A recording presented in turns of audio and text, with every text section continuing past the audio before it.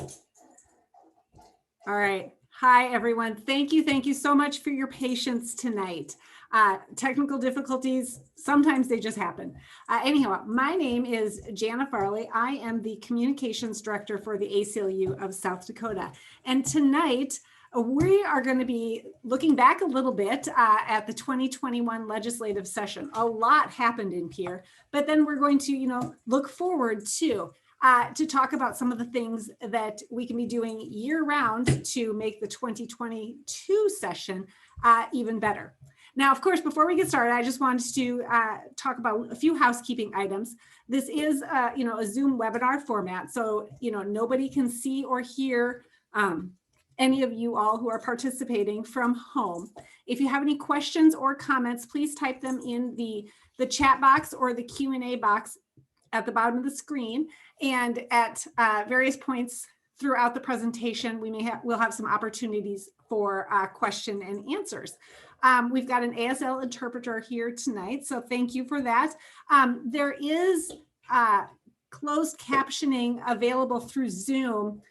There is, I think it's in the More box that you can click on live transcript. That should get it to you if you like the live transcript option. We're also streaming this on Facebook. So if you want to watch it later again or share it with some friends, please go to the ACLU of South Dakota Facebook page and you'll find it there. Now, enough from me already. I am going to introduce you to the ACLU of South Dakota Advocacy Manager, Jet Janellis. Jet, take it away. Hi, everyone. I'm so sorry for the technical difficulties. Yeah, no explanation, just sort of happened. My name is Jet Janellis. I'm the Advocacy Manager at the ACLU of South Dakota. I run our public education and legislative advocacy efforts for the most part with the help of our Indigenous justice organizer, Candy, who couldn't be here tonight, which has changed the presentation just a little bit, but it's still solid. So today we're going to be talking about, recapping the past legislative session and talking about what we learned. Let me share my screen.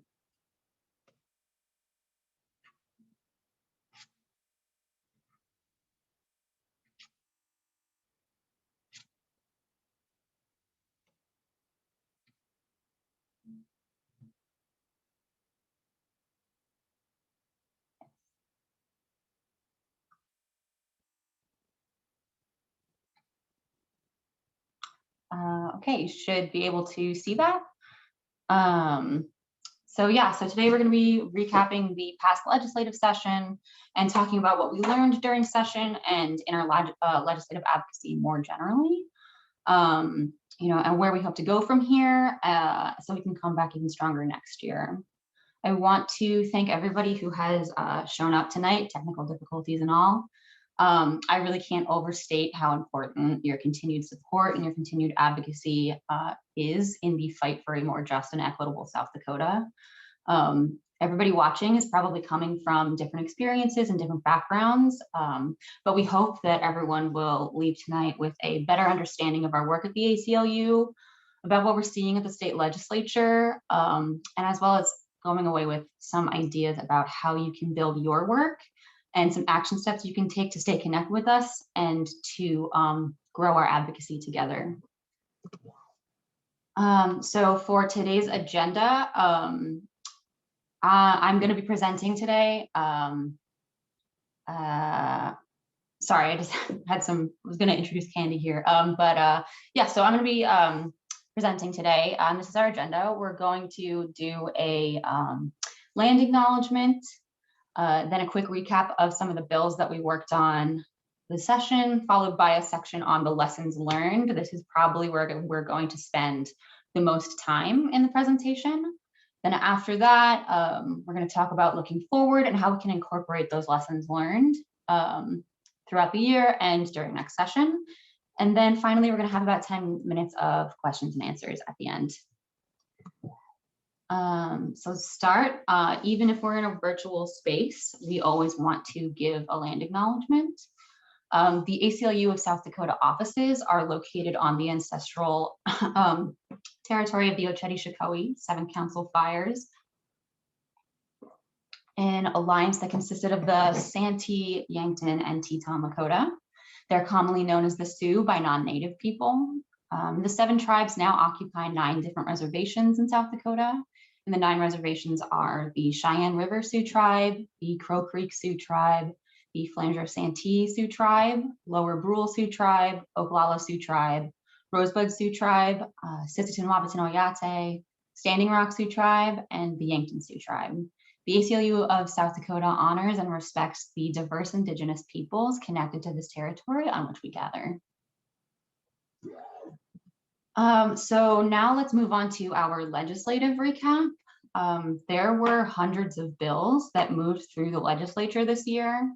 So we can't talk about all of them or even all of the ones that were important to us tonight, unless you want to be here forever. But we did want to highlight some of the ones that we were very engaged on and talk about where they ended up. So there were some good bills. I wanted to talk with some of about the good bills. You know, we often focus a lot on the bad ones, and you know, for good reasons. Some bad bills take a lot of energy and resources to kill, but there are also good bills. There are also good things happening at the state legislature that we should talk about. Candy was going to go over HB 1199 in a little more detail, but HB 1199 briefly is a bill that was introduced by Representative Pierre that passed thanks to incredible organizing and advocacy from Candy and many Indigenous leaders across the state. It directed the Office of the Attorney General to create an Office of the Liaison for Missing and Murdered Indigenous People. And that office is going to assist with and provide training for locating missing and murdered Indigenous people throughout South Dakota, who I believe the stats are out of Indigenous people are about 70% of all of the missing and all of the missing persons cases that are open right now. I believe that was the statistic from yesterday, which was National Day of Awareness for Missing and Murdered Indigenous people. So that was a bill that passed. It's going to, you know, do great things to coordinate efforts and to expand resources to fight this crisis of missing and murdered Indigenous people. I do also want to highlight 2 good bills that we engaged on that unfortunately did fail this year. There was SB 143, whose prime sponsors were Senator Roll and Representative St. John. It passed the Senate Judiciary Committee, but unfortunately it failed in the full Senate. This bill would have reduced the penalty for ingestion of a controlled substance from a felony down to a misdemeanor. South Dakota is actually the only state where ingestion is a felony. Having these types of harsh penalties for people simply ingesting controlled substances effectively criminalizes addiction, and it makes it harder for people who do have substance abuse disorders to get the help they need. So this was a really important bill because it could have saved hundreds of people from serving time in prisons and jails. And per the cost estimate, it could have actually saved the state around $34 million over 10 years. Lastly, there was SB 163, whose prime sponsor was Senator Foster. It unfortunately did not make it through the Senate Judiciary Committee. It would have expanded the eligibility criteria for compassionate parole during a pandemic as designated by the World Health Organization. You know, over this past year, we saw almost half of our incarcerated population contract COVID-19. Incarcerated people are extremely vulnerable to infectious diseases like COVID in particular, because oftentimes they literally do not have the ability to implement the CDC guidelines like social distancing. Also, being incarcerated itself actually leads to diminished health outcomes for a variety of reasons. And those diminished health outcomes can increase the risk of contraction and the risk of serious side effects from COVID, put those people in higher risk categories. So this bill would have done a lot to protect the incarcerated community, maybe not from COVID, as it had already sort of swept through the incarcerated population, but in the event of a future public health crisis. Next, we want to talk about bad bills, which is unfortunate, but it's a lot of bad bills. So these are some of the ones that we were engaged on. There was, these are two that passed, unfortunately, but they were SB 124, which was an interesting case. The stated intention of the bill was to ensure that secular activities were not subject to harsher guidelines than non-secular ones. And this was inspired by some of the regulations on church gatherings that had happened during the pandemic. We aren't necessarily against that. Our issue was actually with some of the language included, which could be used in an attempt to justify discrimination in the name of religious freedom. And similar language had been used in other states to attempt to justify that type of discrimination. And this is something like that just happens with bills sometimes. Like sometimes the intent of a bill is not what you were necessarily against, but like the language or the consequences that are unintended. Unfortunately, this bill didn't pass with a lot of support. So we're just going to be monitoring the situation, I guess, and figuring out how to move forward if there is, that type of attempt. There was also HB 1212, which expands our state's stand your ground laws.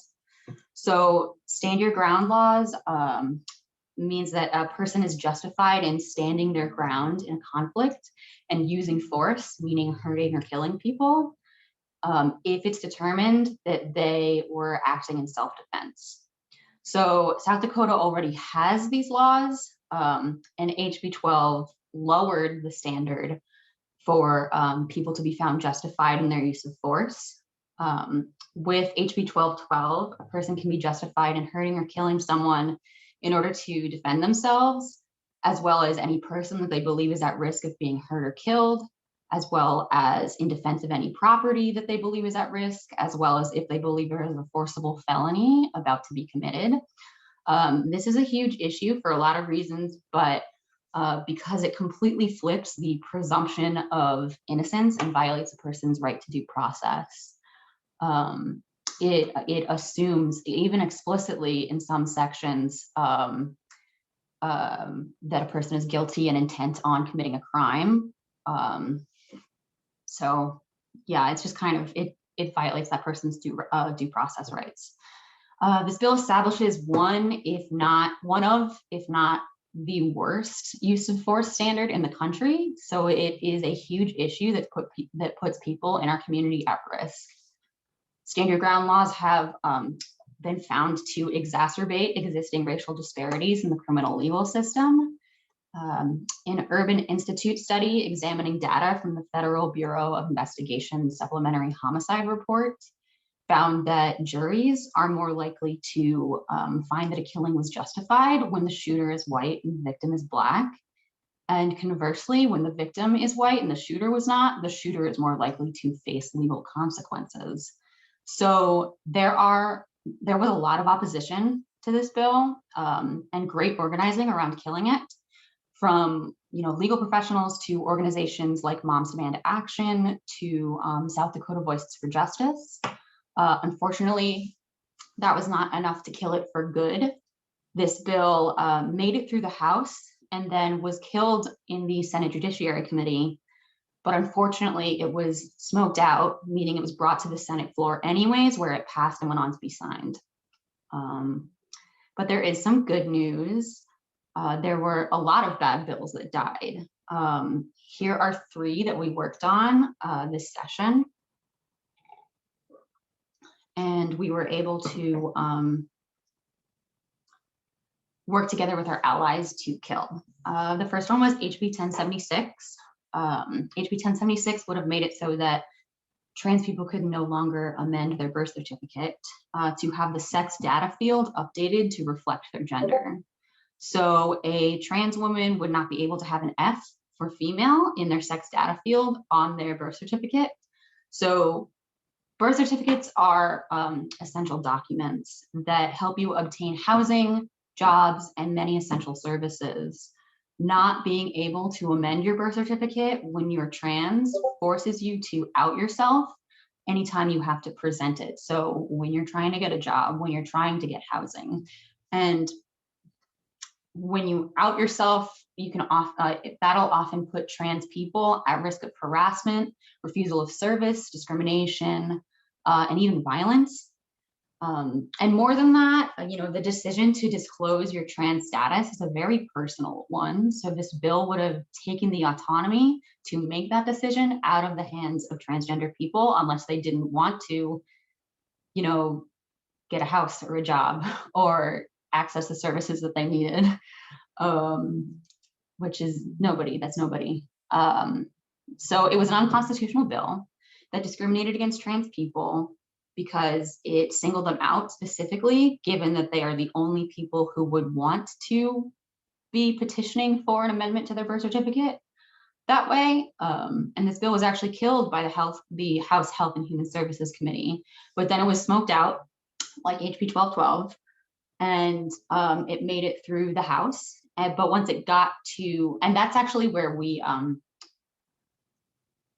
of said, like, if this passes, we're going to sue you. But once it got to the Senate, it was killed again in the Senate Health and Human Services Committee, where it stayed dead for good, which was great. It was a roller coaster. It was a great day when it finally died, though.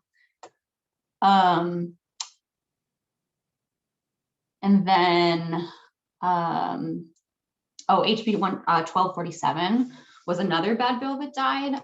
It would have made it so that medical professionals at every level of the medical system could refuse services to people with whom they didn't agree with their identity or their lifestyle choices for personal reasons. So this was anyone from your pharmacist to your surgeon to the person who files your medical insurance paperwork. They could refuse to fill a prescription, perform a service, or file that paperwork unless you were experiencing a medical emergency. Then they would have to treat you. And they wouldn't be mandated outside of that.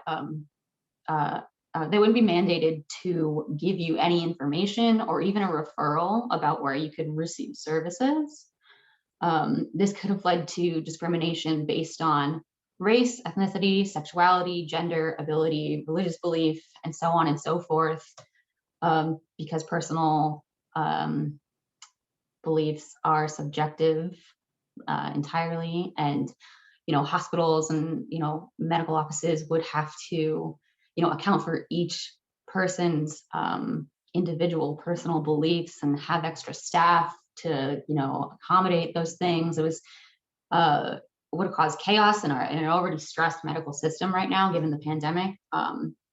It also would have, just at the core of it, it would have flipped the Hippocratic oath that doctors take to do no harm on its head.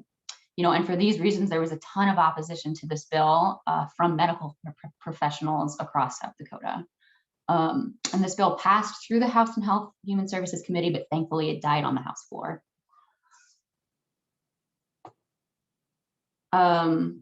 And then HB 1217 was a hugely controversial bill this year and a big roller coaster. So I'm just kind of going to explain the whole process, and it's a lot. So just take a second. So in terms of the national picture, this bill was a part of a larger effort that we're kind of seeing across the country to ban trans girls from playing sports that are consistent on sports teams that are consistent with their gender. There have been more than 30 bills in different state legislatures this year with this specific intent. And there have been more than 100 bills in state legislatures across the country that are directly targeting trans people and trans youth in particular, in a myriad of ways, birth certificate bills, medical bans, it's an all-out attack on trans people right now in state legislatures. This bill discriminated against transgender students based on transgender status and sex, in violation of both the United States Constitution and Title IX of the Civil Rights Act. In doing so, and also in violating existing NCAA regulations that allow trans girls to play, it was jeopardizing, federal education funding by violating Title IX, and it would jeopardize, tourism and business development, with, businesses pulling out and the NCAA pulling out potentially if this were to have passed.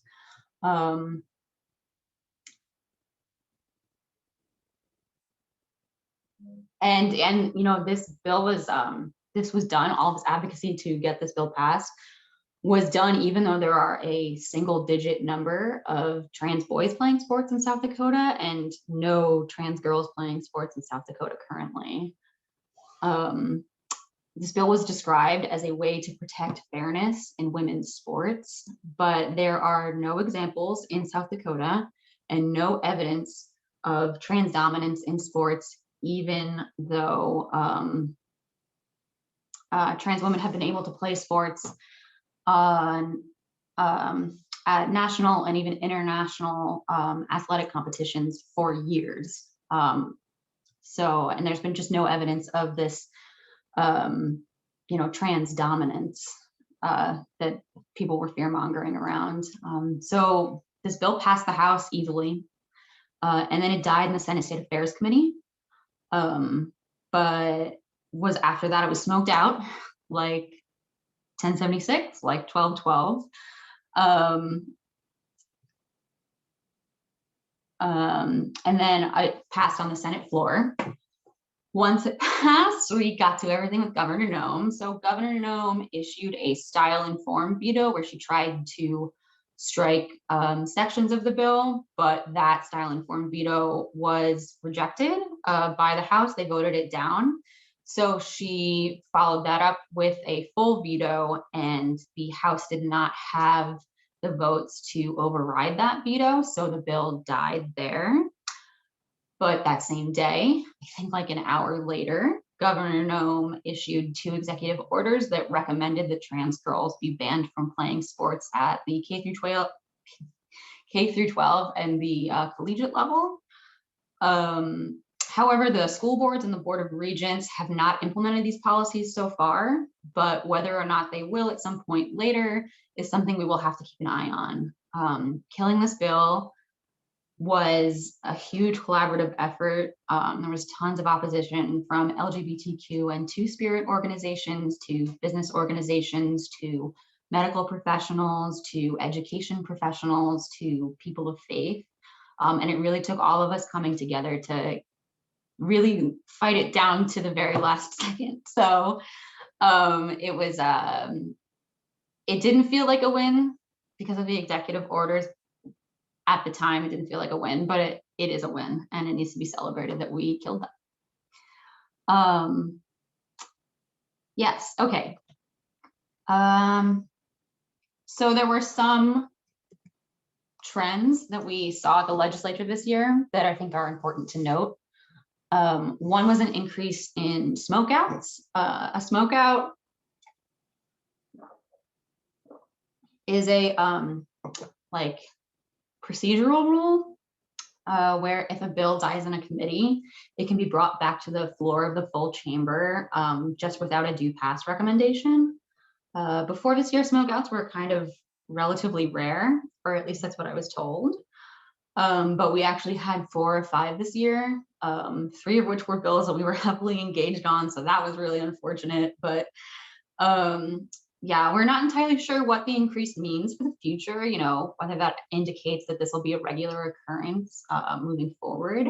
But it's definitely something to think about because it means that you can feel less safe that a committee decision is going to stand, which can really affect the way that you organize and you plan your actions around a certain bill. And then it also kind of negates the committee structure that the legislature has, which is a bill goes to, let's say a bill is introduced in the House, it goes to a committee in the House, then it passes that committee, goes to the full House. If it passes the House, it goes to the Senate where it's assigned to a committee. If it passes that committee, it goes to the full Senate. If it passes the full Senate, it goes to the governor, and then she can either sign it or veto it or try and change it with a style informed veto. And then it'll be rejected. But yes, so it kind of negates that committee structure that we have. If you can just regularly expect bills to come back to the full chamber after they've died. A positive trend, though, was broader access to committee hearings, since there was more opportunity and encouragement for remote testimony. Rather than having to drive hours to attend a hearing to possibly get to speak, people were encouraged and empowered to testify from their homes now. This broader access means that there are more people who can be involved in the political process and removes barriers for people who otherwise would not have been able to be involved. You know, this is a much more equitable way for the state legislature to be operating. So we hope that it will continue to be available and taken advantage of. Another trend, which is kind of a perennial trend, is that national politics were really influential in growing support and attention for some bills. For example, the anti-trans sports bill was absolutely something that was coming from a national perspective rather than a local one, given that there are no trans girls competing in sports here, and the South Dakota High School Activities Association has an application process for trans students seeking to play on teams that are consistent with their gender. And it's a policy that's been in place for 6 or 7 years, has been working fine. And then, you know, as I said before, this year there have been over 100 bills in state legislatures directly targeting trans people. So this is absolutely part of a broader initiative. That was a few bills that we worked on this session. Next, we're going to talk about some of the lessons learned, you know, throughout session and also throughout our experiences as doing legislative advocacy, and kind of just some of our thinking on, you know, decision making, things like that, because that'll hopefully help you in, you know, your own advocacy, and hopefully you'll see a lot of this, you know, in your own thinking. So strategic decision making. With the volume of bills and the speed at which our legislature moves, you need to make strategic decisions about what you engage on. There are hundreds of bills moving through the state legislature every year, and every session only has about 40 legislative days between mid-January and the end of March. So, and every bill gets a hearing as well. This means that when you are engaging in legislative advocacy in South Dakota, you are dealing with a huge volume of bills that are moving at an exceptionally fast pace. You often have to operate without complete information or with changing information, and you have to be incredibly strategic about what decisions you make. That's why we need to rely on each other during session and work together to bolster each other's efforts. Nobody and no organization has the capacity and resources to fight every bill that they want to fight the way that they want to. So you have to decide where you're going to put your attention, your resources, and some things you want to consider are what bills to engage on. For us at the ACLU, there are a lot of different factors that go into that decision, some of which are, what expertise do we have? Does a bill have influential people supporting or opposing it? What are the chances it will pass? What organizations are already fighting for or against a bill? Basically, we're just trying to figure out where our advocacy can be the most impactful, where our voice is needed. We think about this because we have a lot of different issue areas that we work in, but even if you only have one issue area that you work in, there might be tons of bills in that one area. And you still have to figure out what you're going to focus on and what you want to bring your attention to. and what you want to put your most resources in. Next is when to engage. So this is just to consider when in the process you should engage. Sometimes there's a bill that you just know is going to pass a committee. You get assigned to a committee that is like so unfavorable to you, and you just know it's not going to pass, basically, or it's not going to pass, or it's not going to be killed. However, whichever one you don't want. So strategically, it makes sense if you have limited resources and time to not engage until that bill is in a place where it has more of a fighting chance. But sometimes there is no place where that bill has a fighting chance, but it's still important to you, and you want to make sure that you're talking about it, even if the chances are slim, because you don't want to let it stand. You don't want to let it pass or die without a fight. And that's totally, that's totally necessary sometimes too.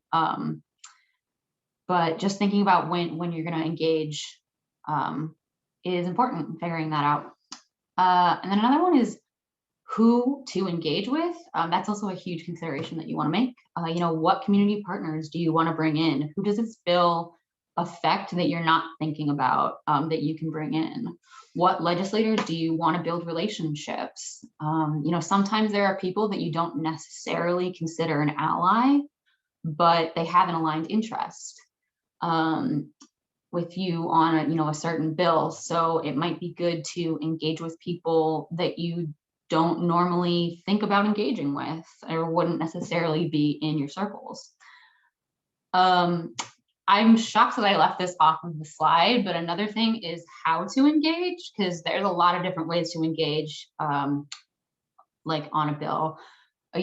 Sometimes it's better to move behind the scenes. Sometimes it's better to, be out in the public, actions.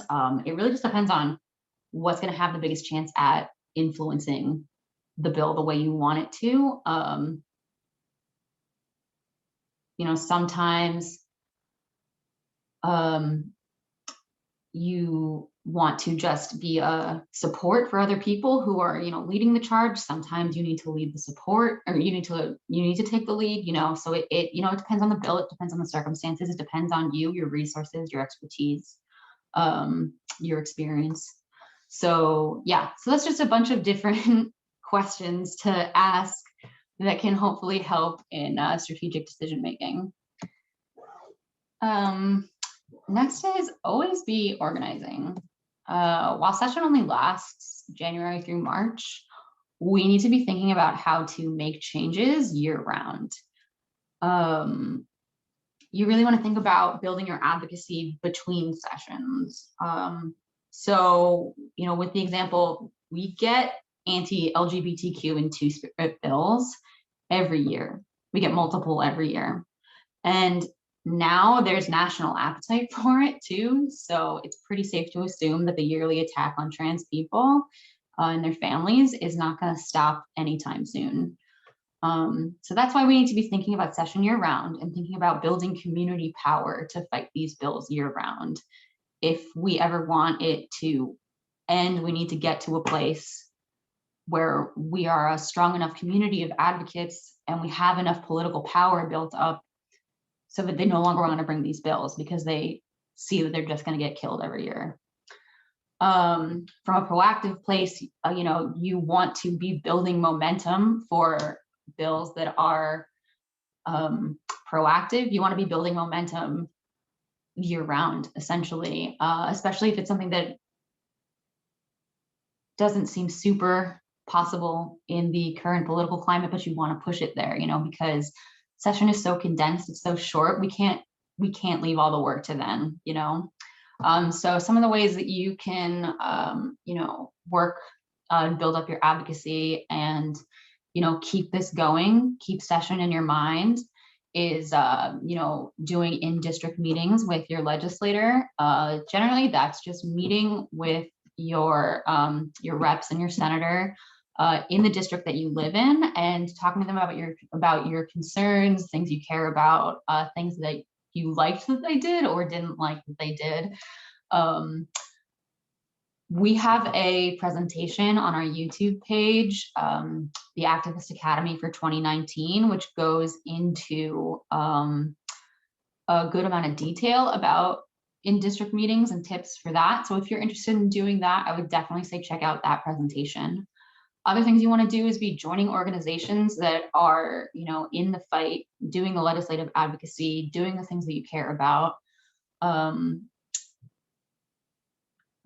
Because like when you join an organization, it helps you stay accountable, it helps you stay informed, and it helps us build our power. The next one is like educating yourself. If you're really passionate about something and you want to do legislative advocacy around it, it can be really hard to analyze bills. It can be really hard to figure out the actual effect of a bill. It can be really hard to know what to do, know the process. So like you're going to want to educate yourself on that. And, if you are interested in LGBTQ and two-spirit advocacy, you're going to want to, read up on the bills that we saw this session, the bills that we've seen in the past sessions, the stuff that we're seeing on a national level. Like you just want to know everything you can to make sure that you're making informed decisions. The next one is connecting with your community. That, I can't ever stress that enough. Like this is community work. Advocacy is community work. It needs to be steeped within your community. And, you need to be building those relationships because that's how we bring people in the most effectively, is by personal relationships. Next is centering directly impacted leadership. So this is a quote from Glenn E. Martin. Those closest to the problem are the closest to the solution. The people who need to be leading the fight for solutions are people who are directly affected by the problems. That means that trans people need to be lifted up as leaders in the fight for trans liberation. It means that justice impacted people need to be lifted up as leaders in the fight for criminal justice reform and an end to mass incarceration. It means that Indigenous people need to be leaders in the fight for Indigenous justice.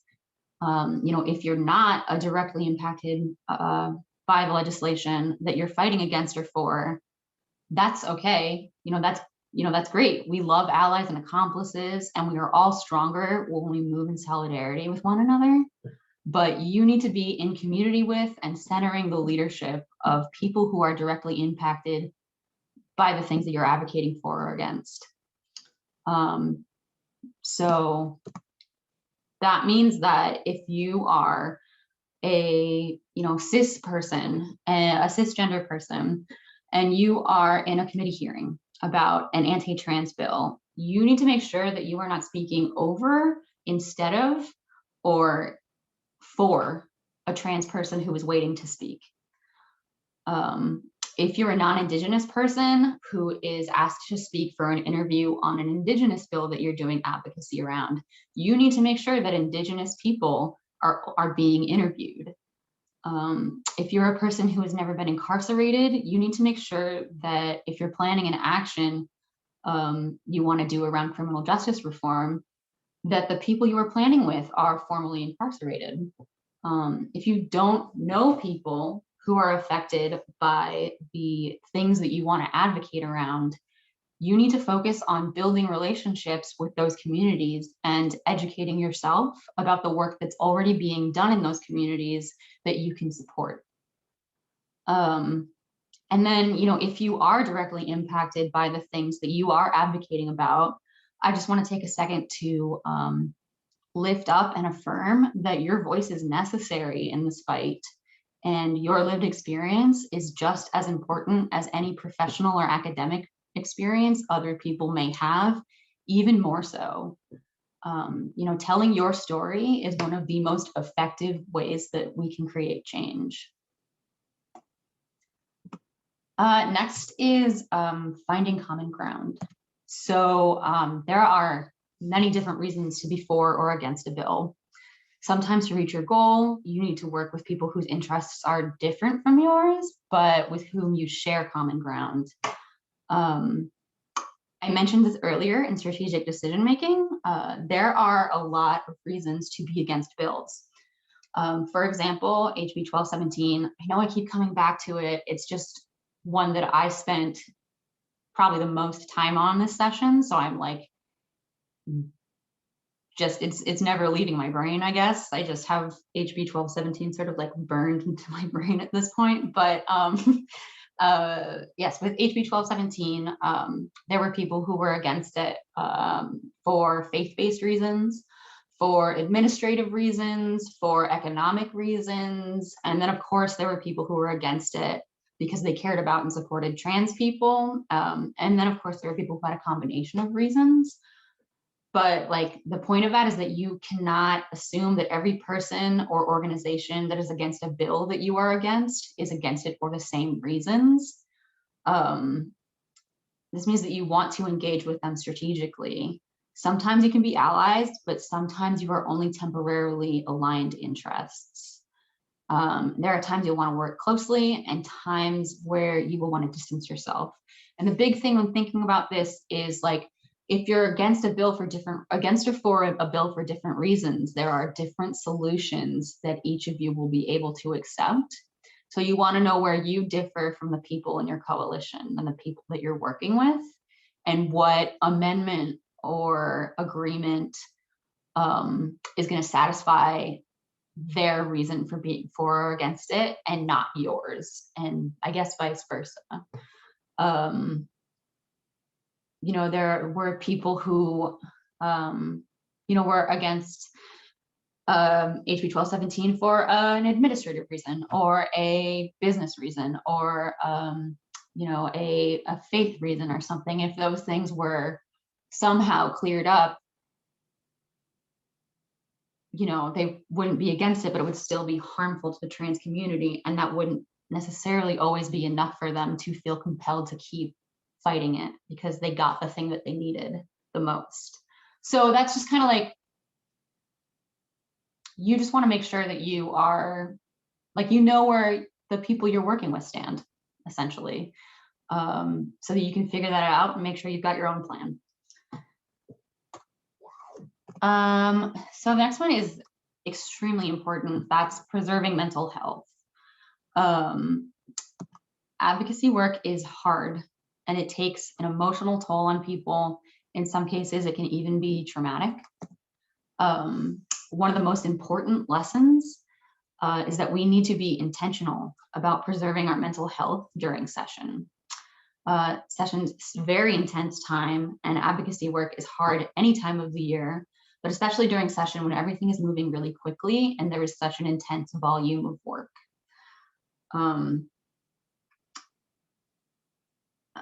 You know, as a non-binary person, I was working on all these anti-trans bills. It was extremely hard for me to, you know, listen to the rhetoric, listen to the things that people were saying, that were questioning the identities of, you know, people like me and our rights to just be like fully in public life and living and enjoying ourselves and accessing the same things that other people get to. And, you know, that was an extremely hard experience to have to, listen and engage and keep going and, you know, just keep pushing to make sure and keep pushing and listening to the rhetoric and listening to the arguments. So I knew what to argue against. And so I knew what was being said so I could, you know, figure out my own stuff. So yeah, no, that was a really, really hard time. And I had a lot of complex emotional needs that I was not attending to as much as I should have. So this is kind of a lesson, this is kind of a perpetual lesson that I'm always learning. And it's pretty deeply felt. You know, during session, you want to make sure that you are creating time to rest and play. You're making sure you are taking opportunities to unplug from your work. If you're working a full-time job on top of doing advocacy work, like on your own free time, make sure you're taking time off from whatever you need to as you are able to. And even if you feel like you can't rip yourself away from the advocacy work, you sometimes have to, or you will get burnt out. You know, just make sure when you're doing that, you're taking a pause, you're pausing to restore, and you have a plan for when you're going to unpause and get back into it when you're ready. That need to disengage sometimes is a big reason why we need to come together and to be there for each other and pick up the work when others can't. And so that when we ourselves need someone to pick up the work, we can trust that someone's going to be there to do it. I don't know where I would, like what I would have done, this session without certain people like, Candy, like Jana, like Susan Williams at the Transformation Project Advocacy Network, who is an unbelievable star, like my campaigns director, Libby Screen, who I'm like just fully obsessed with, because we were working as a team. And if I needed to pick something up when they couldn't, or, vice versa, like that's hugely important because we all need that time away. Even if it's just for short bursts. Going off of that, another thing that you want to do is you want to maintain boundaries. It's good to stretch yourself, but it's also really good to know when you're stretched thin and you need to put up a boundary for yourself. And with that comes, communicating your needs.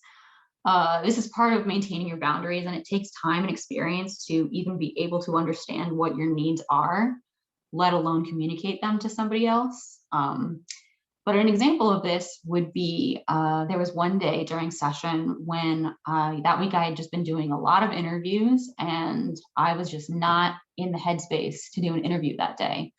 And I just told my communications director, Jana, and that I was not in that right space, and someone else did the interview. Everything went fine. It was not a huge deal that I couldn't do it. And I was able to just communicate that need. I got to restore a little bit and I was able to maintain my boundary. So yeah, and that really brings me into the last bullet here, which is practicing community care.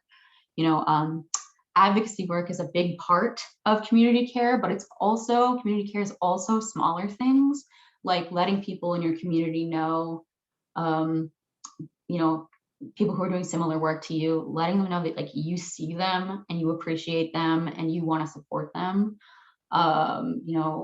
Taking time to be with people, be in community, like have a meal if possible, even if it has to be a Zoom meal, and it's, creating an environment where people feel like they can communicate their needs and maintain their boundaries with you. It's creating a relationship where you can let go and pick up work as needed because you're working together and taking care of each other and making sure that everybody has what they need. So that's what I had on preserving mental health and the importance of it, and particularly in session. Now I want to talk about some of the ways we want to move forward and incorporate these lessons, and hopefully it will help you reflect on how you can incorporate them as well. Because I'm coming from the ACLU's perspective, but you coming from a different one. So yeah, just how we're moving forward together, hopefully. Okay, so provide resources and education. So something that we're definitely going to be doing throughout the year is providing resources and educational opportunities about legislative advocacy specifically throughout the year, rather than like just at the very end of the year. We're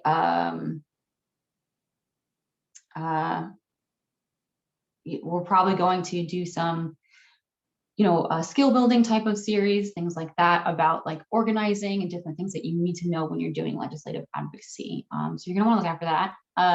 But as I said before, we always want to be organizing. We always want to be building community power. So we're going to be able to come back stronger next year that way. The next one is giving more time for focus on mental health during and after session.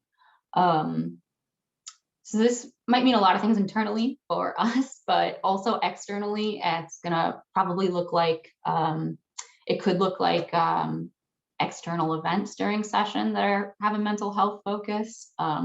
We had a really awesome open mic night right after session that was extremely restorative, and it's just a really great community event. Unfortunately, it was, in a digital format, because that's, the world we live in right now. I would have loved to be in like a personal format that way. But it was still really, really awesome. And I think a lot of people got a lot out of it. But yeah, it might be good to make time during session to have events like that, and build that in very intentionally and with a lot of pre-planning, because it's very hard to go on the fly during session. We also want to make sure we are periodically amplifying mental health resources for people who are struggling because they're being targeted by these bills. This is something we want to do throughout the year, something that we want to be, and then developing and supporting leadership opportunities for directly impacted people. So this is something that we want to be doing throughout the year, and something that we want to be very intentional about always. It's a big goal of ours throughout the year. And then lastly, building our relationships with community legislators, partners, and identifying aligned interests to build relationships with as well. This is kind of a perennial goal of ours as well. And I hope that it'll be, I hope it'll be one of yours as well. Building your relationships with your legislators that are in your district throughout the year. Like, legislators are it's much easier to connect with them outside of session, because during session they're just so busy and talking to so many people. But like, you can actually have a sit down discussion with a legislator outside of session a lot of times. And then just, building those relationships with community, make sure you're connecting to the people you need to be connecting with to build your strength that way. So those are some of the ways we plan to incorporate the lessons. And here is what we want from you. So you can get involved in the following ways. One, we have a survey that would be really, really cool for you to fill out. Jana's going to put the link in the chat. This is a survey. It's about 5 questions, and it asks what kind of education and resources you feel that you need to build your advocacy skills, and what barriers you might be facing as well. Please fill this out, because we are definitely going to use it to inform our programming and figure out, the most relevant stuff to get to y'all, and the things that you're interested in, passionate about. So these surveys are super important. And they're not that long, they're only 5 questions. And then after that, there's also joining our email list. So when you join our email list, you get emails where we notify you about action steps that we're taking, or events like this, new resources that we're coming out with. And then follow us on social media. Our digital media strategist, Adam, is amazing, and he is constantly pumping out so much information and so many resources all the time. So follow us on social, and then joining or following community organizations. So you're definitely going to want to join up with people who care about the same things that you do and want to do the same kind of work that you do, whether that's LGBTQ and Two-Spirit or work, or Indigenous justice work, or criminal justice reform work, or reproductive rights, or any of the myriad of things that need work in South Dakota and everywhere. You just want to make sure that you're joining and following community organizations, because I said it before, we're so much stronger together that way. And then researching issues that you care about. So I think I said this earlier in the presentation, but you're going to want to learn as much as you can about the legislative process, the kinds of bills that you're looking at, and what you'll need, identifying like deficits in your knowledge base, identifying like what you need to know to get to where you want to go it takes some really serious reflection a lot of the time. It's not something that is just like, we don't know what we don't know. So it can be a lot, but it's definitely like super, super important. And then reaching out to your legislators, super, super important to be building those relationships as often as you can. So yeah, that is kind of all I had for tonight. I went a little off script at some places, but yes, that's what I had tonight. So I think we're going to open it up for questions, which you, I think, can put in the Q&A box. Yes. Yes, I have got some questions here, Jet. Okay.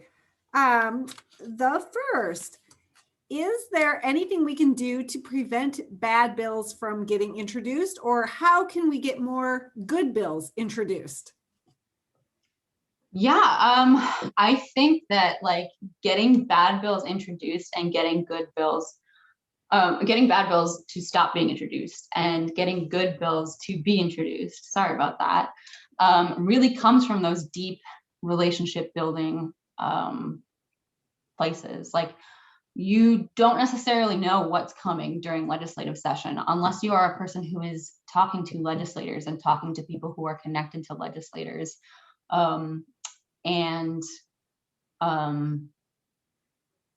like having that experience to know like what can be predicted, what can be like what you should be talking about essentially. So like it does kind of suck that it is a bit of experience, like, because nobody just has an innate sort of understanding of like what's likely to happen in the state legislature unless you have experienced it, unless you have talked to your legislature, things like talked to your legislators and lobbied or been in contacting community with people who have lobbied. But like the most important thing is building up those relationships then, and also like joining those community organizations that might be working with people to introduce legislation. And then if it's like something that like is really outside of the realm of possibility, because of whatever political environment, that's something you're going to be wanting to build broad community support for.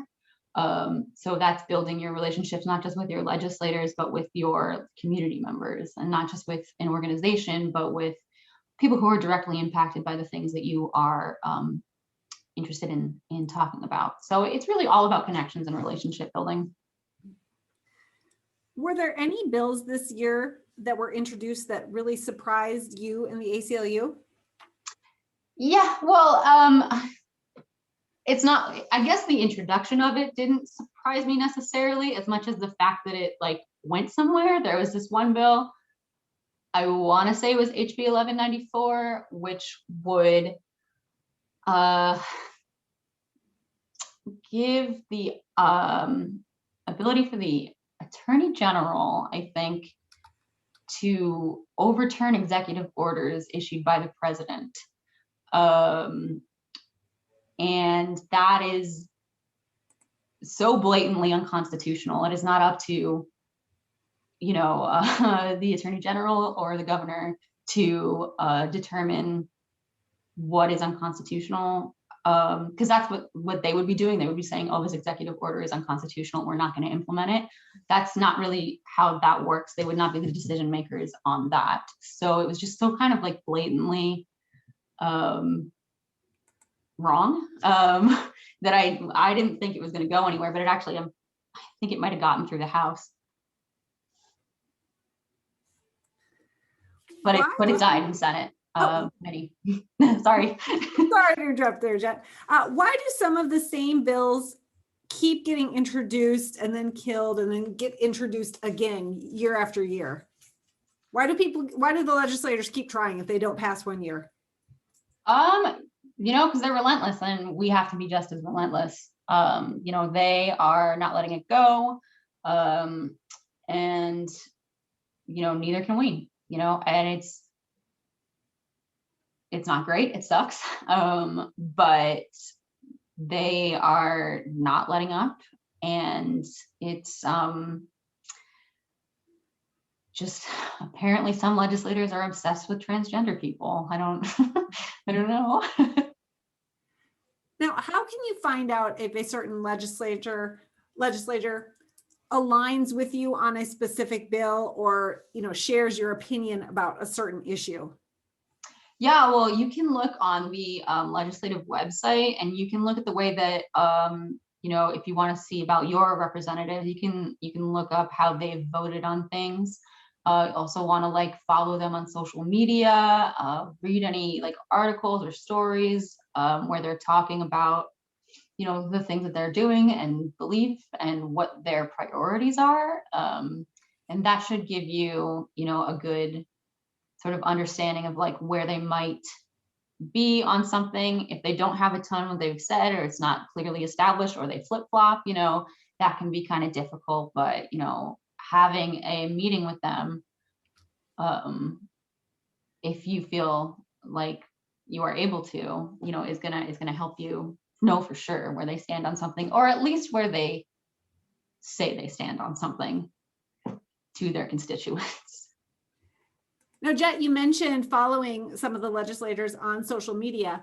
The ACLU's Twitter page, we have put together a list of the legislators who have Twitter accounts. So I'm going to put that link in the chat. So if you're on Twitter and you want to follow our lawmakers, please check it out. Let's see, I got a couple more questions here. So if you do have questions, a reminder, type them in the Q&A. Let's see. I know you've talked about, contacting legislators in a variety of different ways. Are they going to be surprised or annoyed if you contact them outside of the session? Like if I emailed them now or called them now, is that okay? Yeah, no, it's totally okay to contact them outside of session. They, they're legislators. It's their job to represent you. You know what I mean? So they should be hearing from you. Okay. One last question here, and of course, I'm not saying to not put your questions in the chat if you have any right now, but the last question I've got right now is, how do you coordinate with other people if you're fighting against a certain bill or for a certain bill? How do you find the people if you want to coordinate testimony or kind of a plan of attack, so to speak, with other people wanting to, oppose or support a particular bill? Yeah, I think that depends on where you're at. If you're part of an organization already, if you are, part of a community, even just a Facebook group, it depends on it could be people in your life, it could be people that are, affected by something or care about something, people that you have discussions with, people that you work with, who maybe you talk politics sometimes, or you talk about certain issues, and you just ask them hey, are you interested in this? Are you paying attention to this? Can we, do you want to testify? Do you want to try and work on this? It's really about personal connections that way. And it's about it could be people in your family, people in your church, people at your job. You just really want to be talking about what's happening, because a lot of people genuinely don't know what's happening. So when you talk about it, when you bring that up, and people show interest, try and get them to come on board with you and say I really want to work on this. I really want to, try and fight for or against this bill. If you are, part of an organization, if you want to appeal to an organization to reach out to their networks, to say I'm going to support you. How can I do that? How can I work best to do that? That's another way, also social media, you can just be on social media, is anyone paying attention to this? I want to work on this. who wants to help, who wants to do public testimony, who wants to organize a, an action, who wants to make flyers, who, like just everybody kind of figuring out what part they can play. You just need to be facilitating those conversations and organizing them. Great. Well, I don't see any questions left in our Q&A or in the chat. So thank you all for, engaging with us tonight. Jet, I don't know if you have any final words, but I will just say, if anybody thinks of any questions that they want answered later, please do email us. You can email us at southdakota@aclu.org. So thank you. Jet, final words? I think I'll just reiterate, thank you so much for showing up tonight and for continuing to show up. And I'm just so thankful to be in community with y'all. All right. Have a great night, everyone. Thank you. Thank you. Thank you.